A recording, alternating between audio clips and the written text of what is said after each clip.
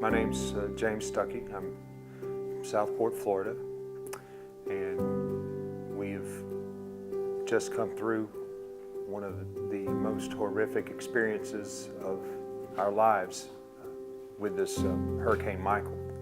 This was not a typical hurricane. You know, we consider ourselves safer, because we're further inland. But this storm just moved. It plowed through this area like a freight train, and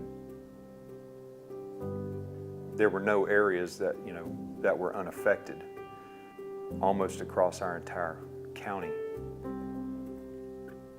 Been assured by my wife that we will not be trying to weather out any more hurricanes in this area, and I'm 100% in agreement with her on that.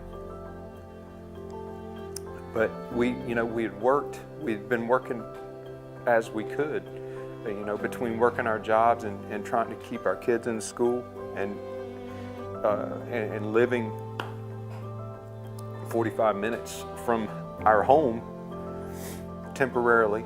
We did as much as we could and realized that we're not going to be able to get this place cleaned up. People said, "Don't be proud. Don't be too proud to ask for something." And we had, gotten on the list to have the Christ in Action team come help us out. So they showed up on a Monday morning. My kids were gone to school. My wife had gone to work, and I was the only one staying in a camper out behind our house. And I heard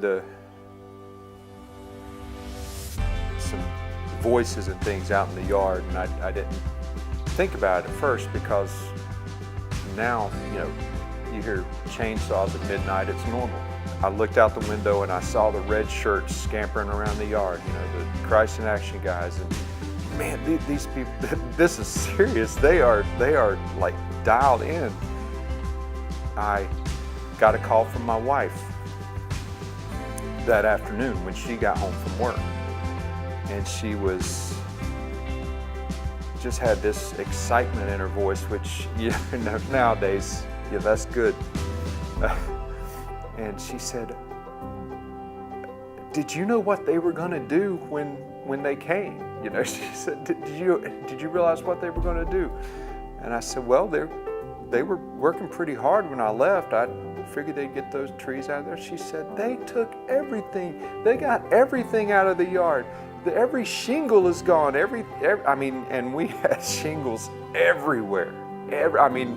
Our yard looked like a pile of shingles." But she was so excited, so happy. I didn't even get to see it the day I didn't even get to see the finished product until the next day. It was dark when I got home. I woke up and I looked outside, and I saw the mud tracks, and where limbs had been dragged through the yard, and the bobcats, the excavators, and everything had been driving through the yard, and it was the most beautiful thing I'd ever seen. Well, just to have such a huge burden lifted just like that, I can't describe it. We've got a long road ahead of us, but we're going to get there. We're certainly going to get there. I have no doubt.